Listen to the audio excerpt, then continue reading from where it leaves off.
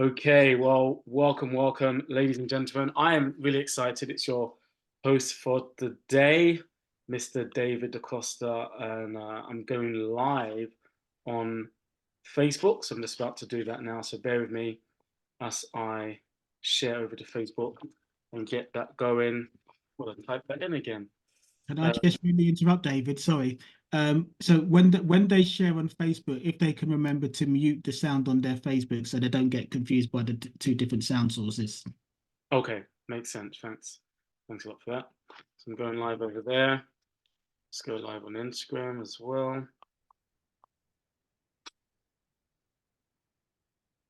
So let me know, someone let me know if you're checking out my Facebook, if it's going live over there. I would love to know if that's working. I think we're going live now. I'm gonna call the live Travel Love Money. Travel Love Money, that's a good name. Let's do that. So I'm gonna go live. So I think we are live on Facebook, Travel Love Money. Let's go live on Instagram as well. So I think we are officially live everywhere now. Yeah, we are live. Let's see if I can get that done a bit better. I'm trying to go live on Instagram and I'm gonna zoom in actually. There we go. We're live everywhere now, guys. So let us know if you can see and hear us okay. Just setting up the Instagram, so bear with me. Bear with me as we set up the Instagram. It's a little bit. I'm doing it the Nigerian way. I didn't get a proper tripod. I just watched it up. But let's see. There we go. There we go. We are live on Instagram. I just can't move anything around. Cool. So let me know in the chat box. Are we live on Facebook? Live on Instagram? All right, cool. Well, my name is David Acosta. I'll be one of your main hosts for today. We're going to have a little bit of fun before we dive in. We're going to do a little bit of a travel quiz, so feel free to use the chat box, whether you're tuning in on Facebook, whether you're tuning in on Instagram. You know, you're going to see the screen, and we're going to do a little bit of a travel quiz to test your knowledge. So if you can guess the cities, whoever gets the answer in right the most times might get a little gift. It might be something travel related. It might be a bottle of water. We don't know, but you'll have to take part to see what you might win. So I'm going to share my screen, and we're going to play a little video. We're going to do a little bit of a travel quiz. So let's go.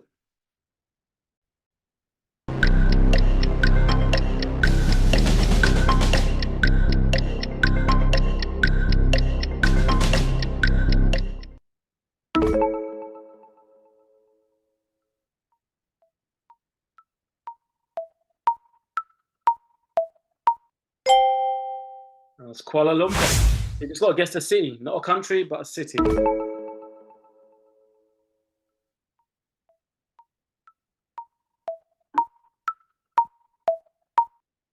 One so far. It's Istanbul.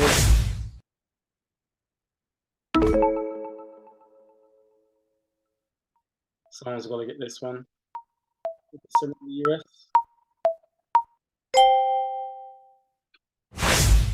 Wrong. Let's see who's winning so far. None of you know your travel knowledge. It means we need to travel more. Think about that. It's Barcelona.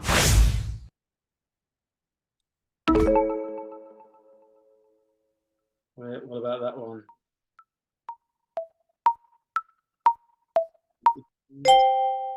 Singapore.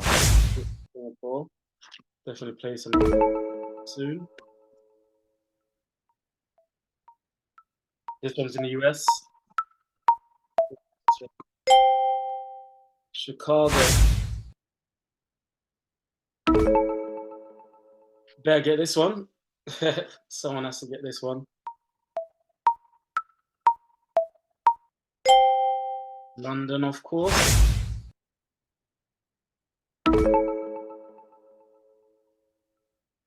Looks like Wood Green.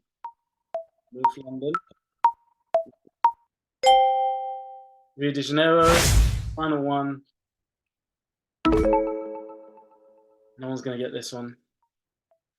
Bromley, South East London.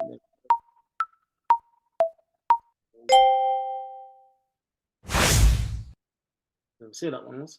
All right, well, let's move on. I'm going to stop sharing now. So let's have a little bit of fun. I want to see in the chat box. Let's see who got some of those answers correct. So, well, everybody got it wrong. It looks like, okay, so Albert got Hong Kong. Kelechi got Singapore. Miriam got Singapore. I just got in a second. Kelechi got London first. Janine got London as well. Okay, fantastic, fantastic. Well, okay, guys, I'm really, really excited, truly honored to be here with you guys. You know, this is something I've been looking forward to doing for quite a while. And what I want to do, actually, I want to bring up my co-hosts who are going to be sharing this Zoom with me here today.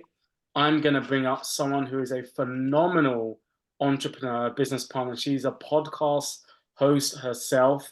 She has hit our travel business and absolutely boomed in a short space of time. Her name is Kelechi, and she's going to be one of our panelists on the Zoom and the Facebook Live and Instagram Live here today. You know, to bring her to line. I'm just going to mute the line so we have a nice smooth call. There's always that one person listening to EastEnders in the background who doesn't know they're on Zoom. So let me spotlight her. Kelechi, can you hear me okay? Yes, can you hear me okay? Loud and clear, loud and clear. So yeah, I wanted first, before I bring up our special guest, I want to just, tell us a little bit about yourself. Obviously, you are in a relationship as well, because we're going to be talking all things travel, love, money, right? We're going to be talking about how to improve your relationship with travel and money. So just very, very quickly, tell us a bit about your background, who you are, and obviously in terms of the businesses and the different things you do, just so people can get a good feel for who you are, Kelechi. So good evening, everyone. My name is Kelechi Chapfika. I was born in Tottenham, grew up in North London for most of my life, but I'm now located in Brighton. I live here with my family, my husband and 2 children. I'm a qualified anaesthetic practitioner, which means I look after surgical and intensive care patients, making sure that they're safe whilst they're having their surgical procedures and putting them to sleep. So lots of anaesthetic drugs and protocols to go through. I've been with the NHS for the last decade, and I love looking after people. I love helping people. That's kind of my passion. I started with Planet in September last year after Regina was very patient with me and let me get to know a bit more about what was happening in terms of how to build a business. So I joined in September, but I joined because I wanted to save money on our travel, to be honest with you. We travel quite a bit as a family, and traveling as a family of 4 is expensive. So to me, I wanted to save money. And then I went to the event. We went to the 8-year anniversary event, and it changed my perception on everything. It was amazing to meet everyone, meet all the directors, meet all the agents. And I decided that, yeah, this is serious. I have to take this serious. I have to treat this as a business, not just a way to save a few coins.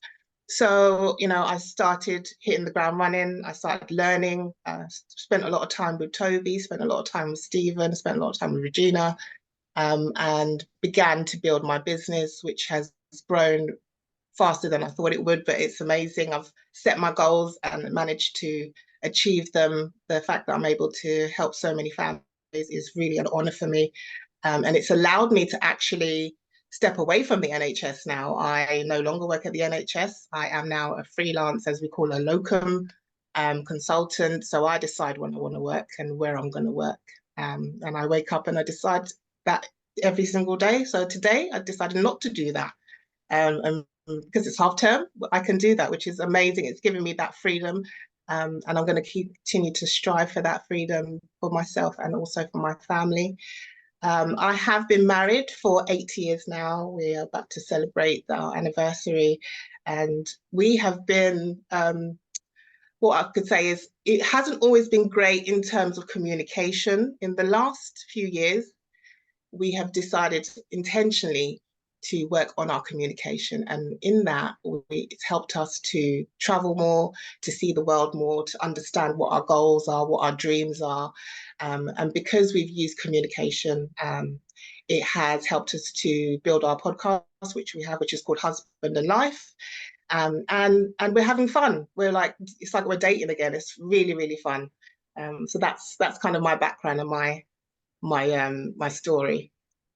Absolutely love that. Thank you so much for that, Regina. Husband and Life, did you say? Yes. And definitely, drop that into the chat box so people can follow your podcast, because, I'm a fan. We got film a little segment of the podcast in Malta again. Yes, it's actually going to be coming out on Friday, guys. So I can't wait to see that on Friday. Drop the link where people can find your podcast. And I'm going to bring up our main host, who has more knowledge than us on this area of love, life, relationships.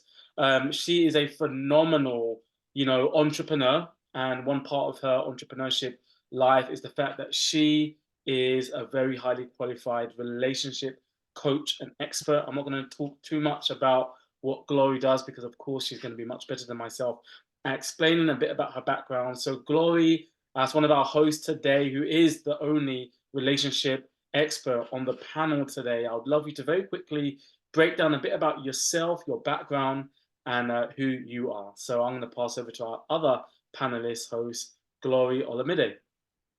Good evening, everyone.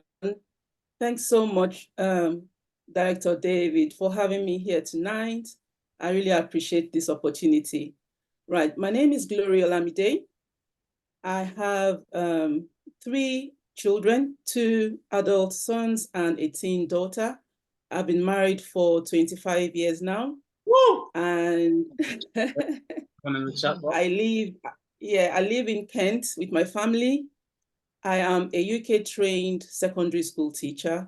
I'm also a coach, a certified coach. I specialize in relationship and marriage. I chose to specialize in this aspect of coaching because I've come to realize that everything else, you want to become an expert, you have to have the training first. But marriage is the only institution where you get your certificate before you start to learn. You get start your journey. No one has really taken the time to, let people know that marriage is not a bed of roses. People think that, the lovey-dovey, you're happy, you're in a relationship, and then you transition into marriage, they begin to see that it's not what they quite thought it was, and they get this shock. So I help them make, just like a shock absorber, just, okay, it's not all rosy, but you can do this. So that's where I come in as a relationship coach. Yeah.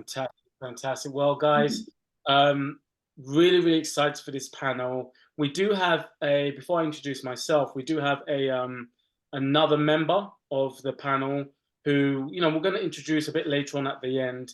He unfortunately couldn't be here with us today, and it's so fitting because he is traveling, as we're talking about travel, love, and relationships, not just traveling for holiday's sake, but traveling celebrating a 30-year anniversary.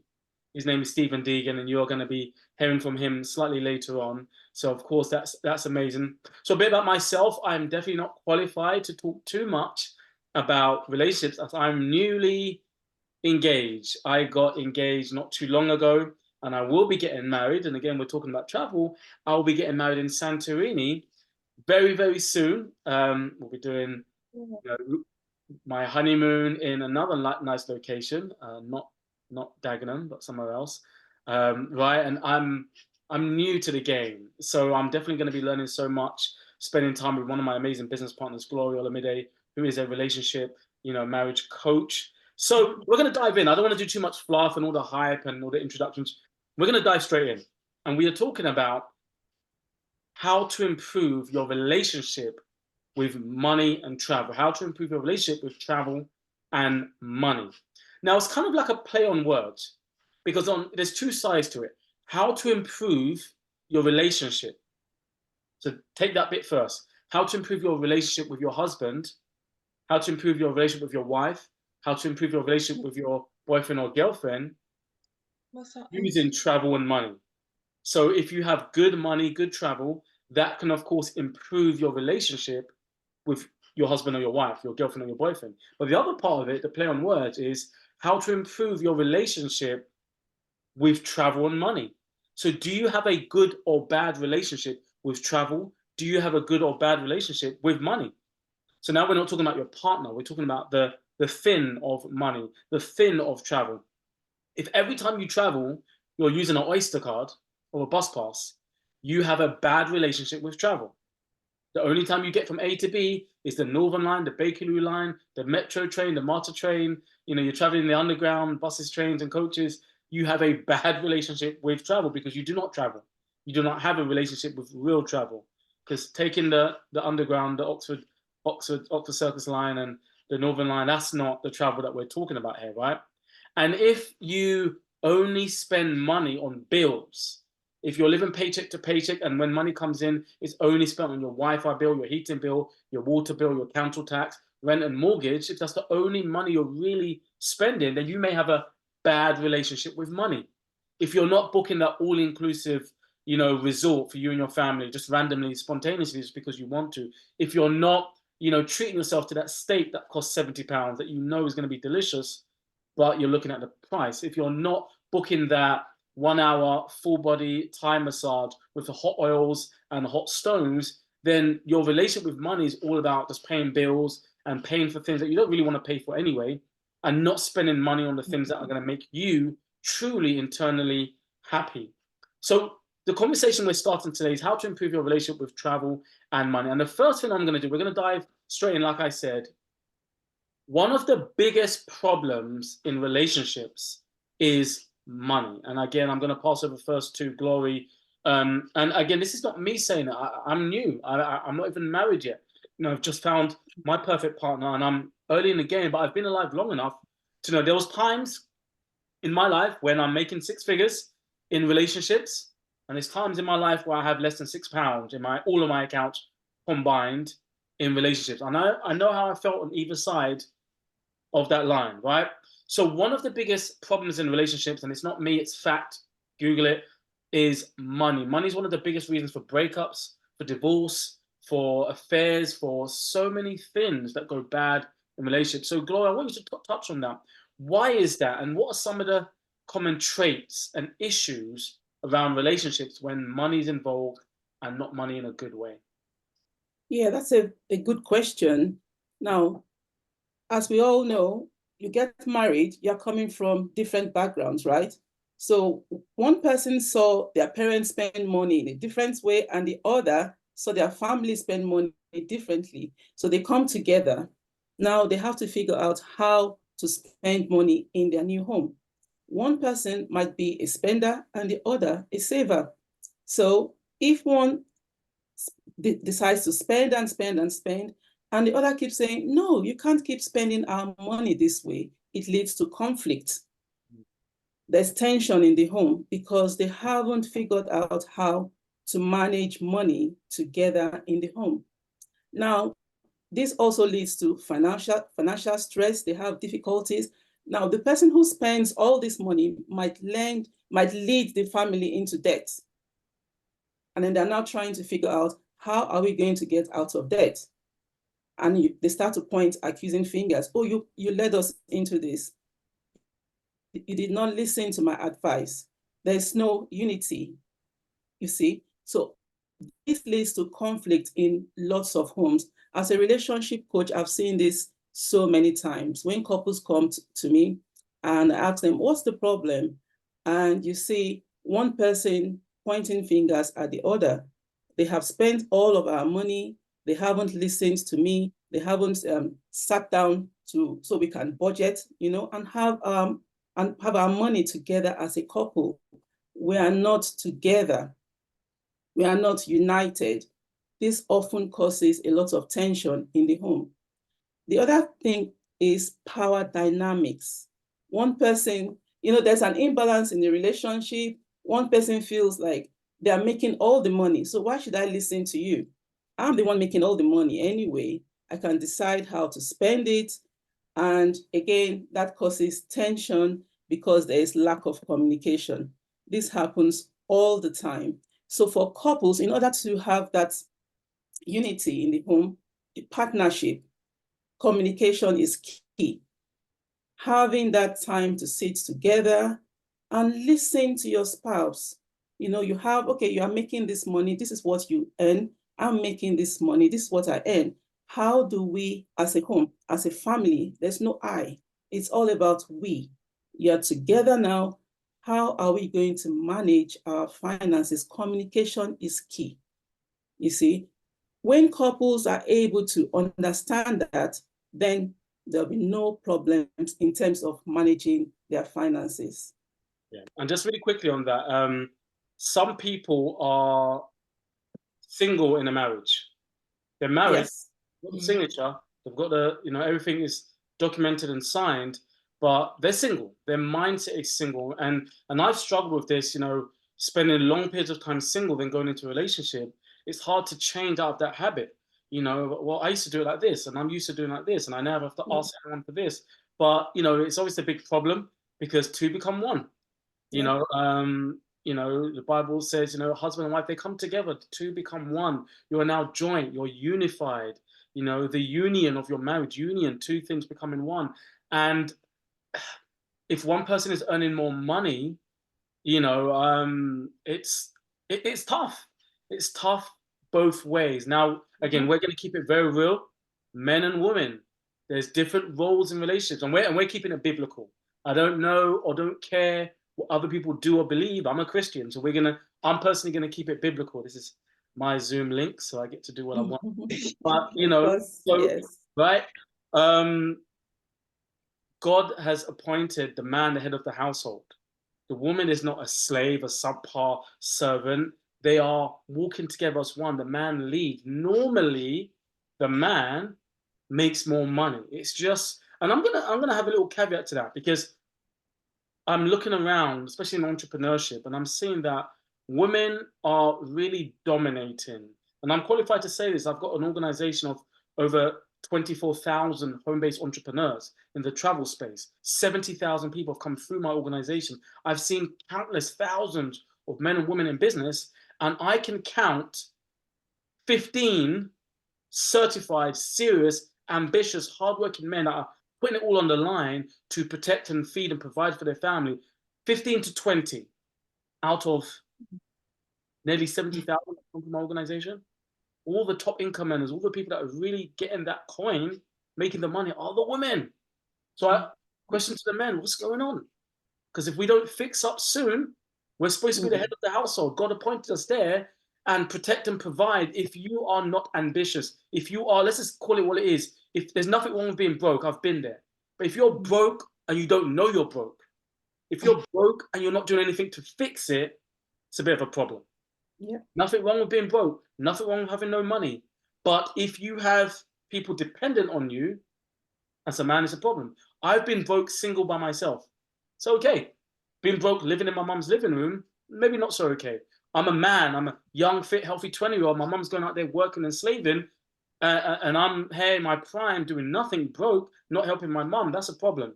If I'm just living by myself and I don't care about bills, then that's fine. But when you get into a relationship, don't bring your poverty into another person's life. Right? So, Kelechi, I'm going to pass over to you to talk on that topic as well.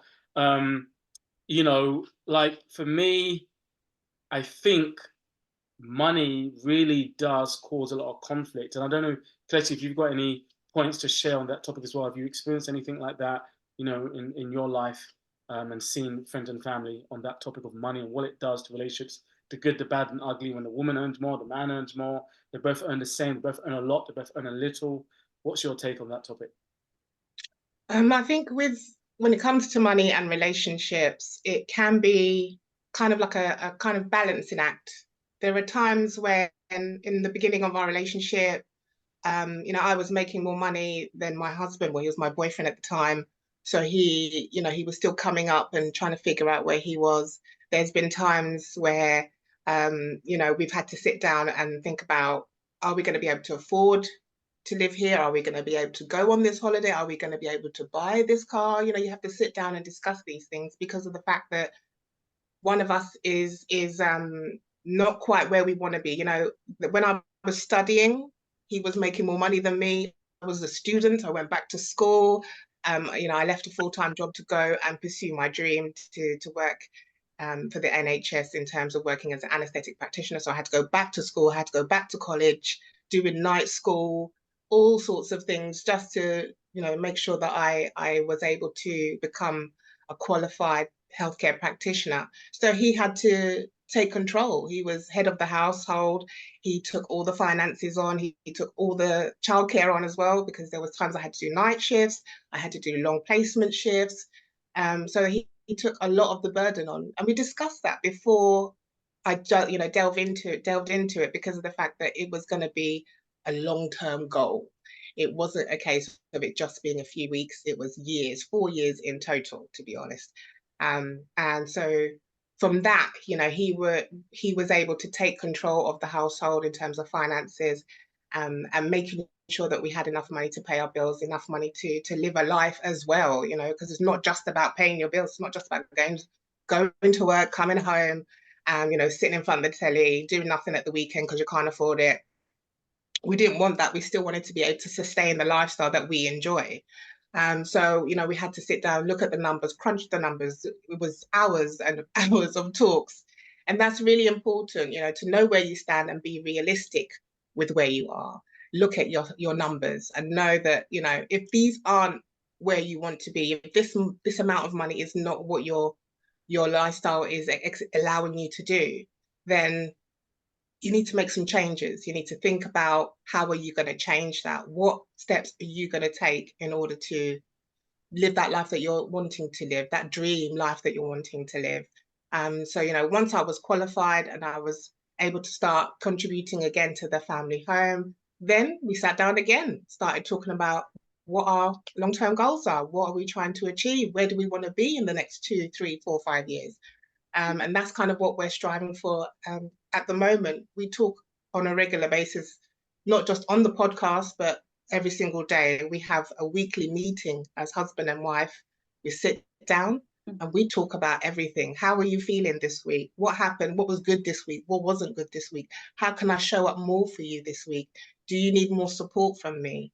How are we financially? Do you want some extra money for this? Do we need to buy school clothes? Do we need to think about putting some money aside for investments? These are the kind of conversations that you're supposed to have, but we don't get taught this when we're young. It's not something that I think I ever saw my parents do. And I don't think I know a single, you know, husband and wife that do it that are older than me. You know, I know a lot of my friends do it, and a lot of people I know of this generation that discuss with their, you know, spouse about their finances, about their lifestyle, about what they want to achieve. But I don't remember seeing, you know, aunties and uncles sitting around talking about what they're going to do in terms of how they're going to live their life and what they're going to do with each other and what holidays they're going to take or what kind of investments they want to make. So, you know, we've had to learn this through reading, through watching others, TV shows, even just in social media. That's how we're learning how to actually be a couple that can communicate properly and can actually get those goals met. That's the main thing for me. I don't want to talk about it and we're like, oh yeah, I wish. Nah, we're going to do it, and we're going to do it by this date. And that's really what I think is important. I find that from the families and the couples that I talk to on a regular basis, those that are prospects that are trying to come into the business and they want to, you know, they want to sign up, but they're not sure about how they're going to be able to afford it. And they always come up with, you know, I'm not sure if my husband will be okay with this. I'm not sure if my wife will be okay with this because of the financial situation that they're in.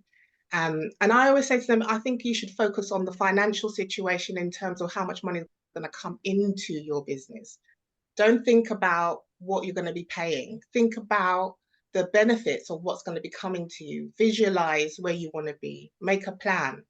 And that's kind of the advice that I give to them. So yeah, that's kind of how we deal with, you know, kind of monetizing and understanding things in terms of being a couple. I'm truly excited about this. The first thing I'm going to say, we need a part 2. We're going to come because we're going to go till 9 p.m. And again, 9 p.m. on the same link, we're going to be diving into, a travel presentation to explain our business. And we're not going to get to unpack everything because we're already halfway in. And I'm like, okay, you said a few things there, collecting. I want to make sure I get these things. The first thing I want to say, guys, thank you, Mariam Babs in the chat. In 18 years of marriage, I've learned to discuss recognizing individual strengths is key for partnership. Individual strengths. You're not man stronger than a woman. No, they both have strength and weaknesses in different areas. So thank you so much for that, Miriam, in the chat box. And again, guys, anything in the chat box, we will be addressing. We will definitely do a part 2. So much more to unpack. This is going to be amazing. I'm really excited for maybe a syllabus, a chapter. Kelechi is in a marriage. She's in a relationship, and she's dropping nuggets that you guys need to be taking notes on. There's no rule book. There's no, game plan for marriage. You dive in. Your parents can only teach you so much. You dive in. You're like, what the hell am I doing here? Now, when it comes to certain things, men and women, boys and girls are willing to do research on things that are not so important, but we don't really do research on the thing that is the most important, our marriage. Let me explain. Men, video games. I play Call of Duty. I never really got into FIFA. Video games, I don't play much because I'm an entrepreneur. I'm serious about my business. But after working flat out for like 30 days non-stop, I might relax with some PlayStation. Once every 2 months, I play a decent amount of PlayStation. I'm very disciplined. I'm not a clown laying on the couch playing video games when my wife is working 2 jobs. That's not me. Men, if that is you, change. I'm not going to tell you why, just change.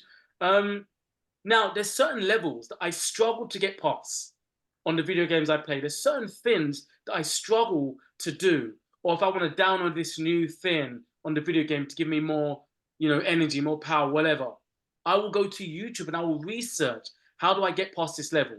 How do I find the hidden treasure? How do I do this? Ladies, again, I'm not saying you don't play video games, but let's use something else. Maybe something to do with hair. You want to learn how to dye your hair a certain way, and you don't know how to do it. You've never done it. Maybe you know it's £200 in the shop, but you know you can do it yourself. What are you going to do? You will go to YouTube and you will research how to dye your hair a certain way. You will research something that is marginally important to you. It's not that deep, but it's important to you, so you're willing to do the research, the study, the personal development on how to dye your hair. Men, you're going to study how to pass a level on a video game. Minor, irrelevant things. But when it comes to our relationship, Kelechi, you said you're watching other videos, podcasts, reading, learning, webinars about the most important thing to you, which is the marriage. And people don't do that. I'm already married. Why do I need to study? I'm already married. Why do I need to do research? I'm already married. Why do I need to do personal development? Well, there's 2 types of marriages. And I see cute lovey-dovey posts on social media where a husband and wife are just so in love, so intertwined. And I'm not talking honeymoon period. I'm talking year number 20, year number 24. And they're just obsessed with each other. It's beautiful, it's cute, it's sexy, it's romantic. And you see the people in the comments, yeah, well, relationships aren't that easy. It's not always like that. Your relationship is not always like that. Your relationship is always arguing. Your relationship is always fighting. Your relationship is always, we're on a break. Your relationship is always this and that. Your relationship is always, I can't even post my partner because they're not proud of me. Your relationship is always, I don't know where he is. Your relationship is she never picks up. Don't assume everybody's relationship is difficult. Some relationships are beautiful. Right now, I can say I'm in a beautiful relationship. Very proud to say, yes, I know I'm not 20 years in the game, 30 years in the game, but I'm 2 years in. Me and my fiance haven't had one argument yet in 2 years. And we have reason to argue. We have traveled. So again, talking on travel. Travel is one of the biggest things that can boost or kill a relationship. Because when you're distracted by life, jobs and work and all the other things going on, it's easy to, realize that you actually don't like spending quality time with this person because you don't have to. Because, okay, let me come see my girlfriend. Okay, after 1 day, 2 days, I'm going to leave, go back to my house. Or, let my girlfriend come to stay with me, or my boyfriend comes to stay with me, and, they have to go to work at some point. I have to go to work at some point. But on holiday, it's the 2 of you stuck in a hotel room for a long period of time. There's no one else in Greece that you know. There's no one else in Dubai that you know. There's no one else in Lagos that you know. You're on holiday and it's just the two of you. There's only one person to talk to, your spouse, your girlfriend, your boyfriend, your husband, your wife. There's only one person you can interact with. There's only one person that can annoy you, right? And if you find yourself wanting to leave the relationship the first day, second day of a holiday, your quality time together is not great. You are disgusted by this person. They use the toilet and you're like, what? How are you? You know, right? You don't like spending time with them. You want the distraction. You want to have to go to work. You want to have to go to someone else's house, right? Because spending that quality time abroad is causing you problems. I love spending quality time abroad with my fiance. Like, we could stay out in Brazil or Barcelona or Bromley, right, for days and years, because we have worked on a relationship. They're not easy, of course. They're not always perfect, and it's not always sweet and dandy. And honeymoon period is tough, but how you work on it, how you build it, is the type of relationship you're going to have. Similar to business. Some people in our business are making 50, 60,000 pounds a month. Some people in our business cancelled the business and got a refund of 156 pounds, $199 investment. What's the difference between the two? One person nurtured their business and made a fortune. One person neglected their business and became a statistic of failure.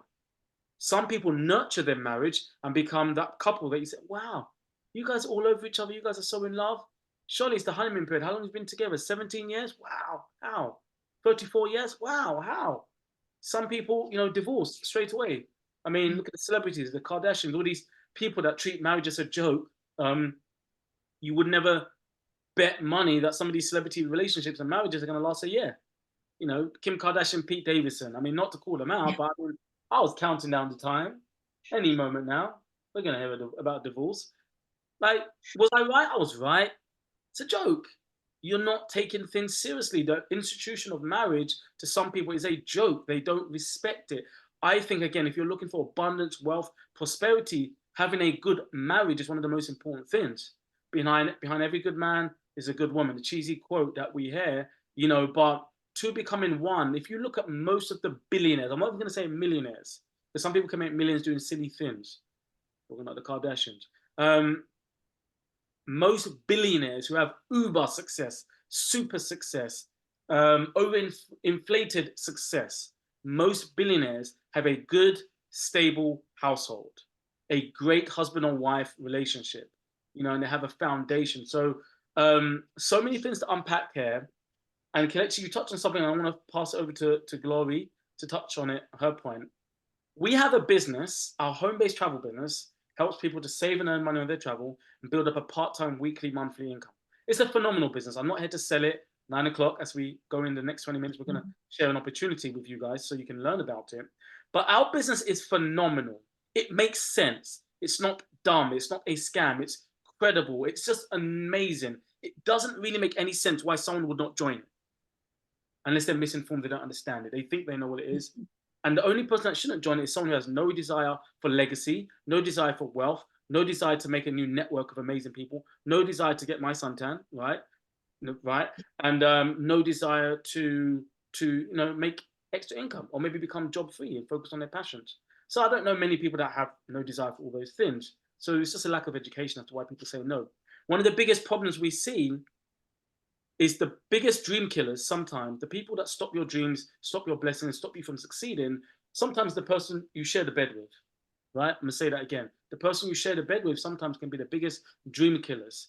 So we sometimes, mostly we speak into women. There's a lot of women that look at this business more than the men. I don't know why. Some men say, oh, it's a ladies' business. No, this is a 6-figure business, a 7-figure business. This is a serious business. It's not for ladies, it's not for men, it's for people that are serious about wealth building. Many women will say, oh, I need to get my husband's permission. Now, if you're going into M&S to buy a new dress, if you're going, you know, into, you know, I don't know, New Look to buy some new shoes you've been watching after work, every day you're looking in the window, oh, I want that, I want that. You try it on the next day you're going to buy it. Not many women call their husband, hey, husband, these shoes over here is £90, can I buy them? Ladies on the chat box, let me know how many of you do that. Even if it's £200 shoes, you work for your money, you go and buy them shoes. And men, if there's a football ticket to go and watch Manchester United lose or something like that, if there's something you want to buy, a video game, £50 or £100, Not many husbands are like, hey, baby, could I please get this Xbox or this PlayStation? So even going out for the friends for a drink in a pub, someone orders a steak, you say, let me get the bill, or, you know, a round of drinks, let me get the round of drinks. A round of drinks can be nearly £100, depending on what you're drinking and how many people after work for the function. Hey, baby, I'm with 17 of the guys from work. The first round of drinks is on me. Could I spend £100 on all these drinks? Not many men do that, especially in front of the other men. Like, yo, you're like, what type of man are you? You're asking permission to spend £100, you know, and you're over 40 years old. Like, come on, like, what are we doing here? Why work for 10, 20, 30 years to have to ask permission to spend £100 from your wife? If you're in a bad financial situation, then spending £100 on drinks is irresponsible. But if you've been working for 10, 20 years, you shouldn't be in that position. And if you are in that position, that's why we're here. We're here to talk about how we can improve your finances, right? So when it comes to something that is irrelevant, such as a new pair of shoes, we ask permission from our spouse. It's irrelevant. So we don't ask permission from our spouse. When it comes to something that could truly change the family tree, all of a sudden, I need to ask my husband. I need to ask my wife. And that husband or wife sometimes has the balls, or lack of balls, I don't know if I'm allowed to say that, to say, no, don't go and spend that £156, that $199 on a business that could change our family's life. That husband or wife may not even know what you're spending money on. They don't know the business, but they're making an uneducated decision, because if your husband is broke, if your boyfriend lacks money, if your wife is broke, if your girlfriend lacks money, you're not supposed to be getting financial advice from them. You need to consult someone who has some finances. You can't talk finances with people that are not financial. So, hey, husband, I want to start this business to fix the reason why you're telling me not to invest £156. Hey, wife, I want to start this business to fix the reason why you think this is a bad investment and it's going to be a waste of money. So what if it's a waste of money? We have 4 kids. We shouldn't worry about £150 going down the drain, because sometimes life happens where you need to spend that money. So, yeah, Gloria, I would love you to touch on that point. Husbands and wives, girlfriends and boyfriends, you know, how do we support each other financially? How do we support each other in business? If one of the members of the relationship, the husband or the wife, the girlfriend or the boyfriend, knows and identifies they're in a financial situation, a bad situation, and he or she wants to fix it, improve it by investing into a good business. And we're not talking about silly investments. If the husband says, oh, I need 50,000, I want to buy a business for 50,000. The business, we're going to make Vaseline, you know, make Vaseline from water. Wait a minute. Sounds stupid. So that's a bad investment, right? But when a husband or wife is looking to improve the family's circumstances financially by investing into a very affordable business, and I'm talking about our business, I'm not talking about the other businesses out there. Some of them are silly. They cost too much money and they have no good product. We have travel and we have the most affordable home-based business out there. So when a husband or wife says, hey, I want to join this business to fix finances, and then the husband or the other spouse is fighting against them, what are some of the things you would say to a couple in that situation where clearly they're in a bad financial position? One is trying to fix it, one is trying to hurt that person, fight that person, derail that person. What advice do you give to couples like that, Gloria? Yeah, firstly, I'd like to say congratulations to Kelechi and her husband, because they have open communication going on there, open and honest communication. And that doesn't happen in every home, because most times people come in and they're fighting, they're struggling. Like you said, one person wants to invest and the other doesn't see any reason why they should be investing. That's because they are not on the same page. They lack vision. They haven't sat down to discuss the family vision. Where are we going? You know, you have vision. The man, you also mentioned the Bible. There's a reason why Adam was put first in the garden. Okay, God gave Adam the vision. And when Eve came, Adam shared that vision with Eve. So they were both on the same page. That happens where this one person is going to the left, the other is going to the right. There's no clear vision. So when you bring a proposal, oh, let's do this, let's invest, instead of listening, okay, and seeing a possible way, if it's possible to actually invest as a couple, the person might wonder, why is she bringing, or why is he bringing this idea? We don't have the money. they lack vision. They haven't seen the future. They have no plan together. Because with vision, you have a mission. Now, when the vision is there and the man and the woman are both clear on the vision, you bring an idea, they think about ways to ensure that they're able to fulfill the plan they both have together. That means they want to make more money. Okay, you've brought this plan. How are we going to ensure we have the money to invest? Because we have a vision. We want to be somewhere by the end of the year. We want to be out of debt. So there's a vision. Now there's a mission. Their mission is the assignment. How are we going to ensure we come out of debt? By investing in this business. Now, when you have a vision, you have a mission, you put a strategy in place.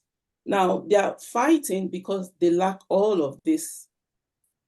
In a family like Kelechi's, they have the clear vision, they have the mission, they know where they're going to, they have the assignment, which is clear in front of them, and that leads to success. But they will have disagreements if all of this, the foundation is faulty. They haven't sat down when they were still courting to understand where they want to be. Okay, in the first 3 years or the first quarter of our marriage, where do we want to be? Okay, mid-term plans, they haven't had that plan. Long-term goals, they don't have all of that going for them. So everything becomes a quarrel. You know, there's tension. There are problems all the time. And simple thing as investing in a business, they can't even agree because they lack that vision. They're not sure where they are going. They don't see the success at the end of making a simple decision. They can't even agree on simple things. So if there's a couple, anyone going through that, a family, the first thing is to sit down together, have that honest communication. Why can't we both agree? Why is it difficult for us to have, to make a simple decision? And, I went back after I finished my first qualification. I came in this country, I went back to school, to uni, to do a master's program in psychology, because I really wanted to understand why people behave the way they do. Because simple things like this, you shouldn't be quarreling and fighting. But some homes, they quarrel about everything, and I couldn't really understand it. Some couple will sit in front of me and they're happy, they're able to make simple decisions and live happily. The same situation, a different couple would sit in front of me and they can't seem to agree. They can't just see eye to eye about the simplest of things. And I got really puzzled. What is going on? Why can't some people agree? Why can't they just see that it's so easy, simple to live in peace, in unity, you see? So in the course of studying psychology and NLP, how moods and emotions are affected, I discovered that there's something in the brain. I'm sure the medical people here would, can testify to this.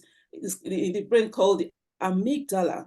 And what does that do? It controls the emotions, So the experience you have with your spouse, if your spouse is abusive, all you get from him is abuse or from her, the amygdala stores that feeling. So every time you see this person, you remember the negative way they make you feel, and you're not happy. So him or her bringing that kind of decision to you, you're like, already your walls are up. You have the fight or flight. You're like, not again. She's come again or he's come again, because your amygdala is helping you, helping you remember how this person makes you feel. They don't make you feel good. So they struggle. That couple will always struggle. Now, couple number 2, the man makes you feel good or the woman makes you feel good. You're happy all the time. They are feeding you with positive things. They build you up and all of that. That is stored by your amygdala. And every time you see your spouse, you're happy. You want to see them, you want to be with them, because your amygdala says, oh, there comes James again. Remember how he makes you feel? He makes you feel good, and you smile, you are receptive, everything they say, it's very easy for both of you to agree and discuss and move forward with things, you see. So that's the difference between people. So now when people sit in front of me, I have to dig deep. What's the foundation? What's causing all this? You know, there are things causing all this. It's not just the fact that they're not able to agree on deciding to invest, but the foundation is faulty. So it's difficult to really see eye to eye on making simple decisions and things like that. You know, so I've come to really understand human behavior better, and there are ways. It's all about the internal dialogue. There are ways of changing all that, you know, and making them see eye to eye and making them be on the same page, and simple decisions become easier to make. Fantastic. Yeah. We are running out of time, and damn, I mean, yeah, like I said, we definitely need a part 2 on this, because we haven't even unpacked so many more things. The topic of what travel does, and we're not just talking, you know, physical relationships, sexual relationships with husband, wife, boyfriend, girlfriend. We're talking the relationship with children. I've seen families through our travel business. This travel business is family with the opportunity to be able to take that first trip. In fact, I was telling someone very recently, I can't remember who I was speaking to. Family, mum, dad, one child, 10 years old. Child is 10 years old. Since the child has been born, the family has never traveled. 10 years old child, 10 years, is that 1990, oh my gosh, I don't remember. What's 10 years, 10 years ago? 2014, sorry. So old now. 2014, last time they traveled before the child was born. So 10 years, and now they just recently came back from Disneyland Paris. 2 weeks in Disneyland Paris. All the money that paid for that trip was through our home-based travel business. That's their testimony. You're going to see this testimony everywhere as this couple finally settled back down after their first trip in 10 years. The money they saved on this trip to Disneyland Paris was £750. Again, this testimony is going to go viral in our team because I'm going to share it. I love this story. 10 years, not one trip. The husband, the wife, the child growing up hasn't seen a plane, hasn't seen anything, you know. Wow. And this business gave them an opportunity, not just to travel, but to travel luxury. They stayed at one of the Mickey Mouse Hotel. I can't remember what it's called, but it's really one of the really nice Disney hotels right next to Disneyland Paris. They've done all the cool stuff, you know. So their social media's popping right now because, you know, when you travel every other day like me, people don't comment as much. But when it's your first trip in 10 years, they're like, oh my gosh, you're not in, and they live in Reading. You're not in Reading. What's going on? You know, they're in Disneyland. You know, they're having a great time. And this business has given people hope, fun, memories. We haven't even talked about so much what travel does for relationships. But before we do close out, I would love everyone to hear from, you know, another amazing entrepreneur in our business. His name is Stephen Deegan, and he right now is in, I think he's in Portugal, celebrating 30 years of marriage. That is a big deal. So we definitely wanted to hear from him, you know, as well. And we will be back for part 2 because this is something that we really are looking forward to unpacking. So let me pass over to a phenomenal gentleman, Stephen Deegan. Good afternoon, everybody. My name is Stephen Deegan. I'm a Planet Marketing representative and an IntelliTravel travel agent. But I'm here to talk to you about marriage. What gives me the right to talk to you about marriage? Well, this week I celebrate 30 years of marriage with my beautiful wife, Margaret. And we've been together for 39 years in total. And so as part of this webinar, part of this Zoom call, I wanted to talk to you a little bit about marriage and talk to you about the importance of a couple of things within marriage. People always say to me, what makes it work? What's the secret to success? There's no secret. A lot of it's about communication.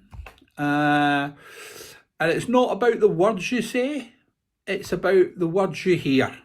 So when us as men say, oh, I fancy going out with the boys on Saturday night, and the wife says, yeah, no problem at all, that gives me the chance to invite so-and-so around for a glass of wine, that's okay. When the wife turns around and says, yeah, okay, that's fine, no, she's not wanting you to go out. Okay?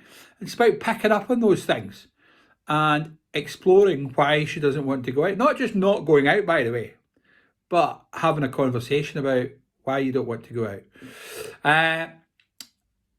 So yeah, communication is really big, and communication on all the big things and the little things. But the big things kind of take care of themselves a lot of the time. But I think if you don't talk and plan them, then they come as a surprise to people, and that's when things start having problems. When you're not focused together on the same goals, your path might be different, but the goal's going to be the same. And I would encourage you to get on the same goals, maybe not the same path, but the same goals of where you want to be, what you want to do together as a couple. So very early on in our relationship, we loved to travel. Loved it.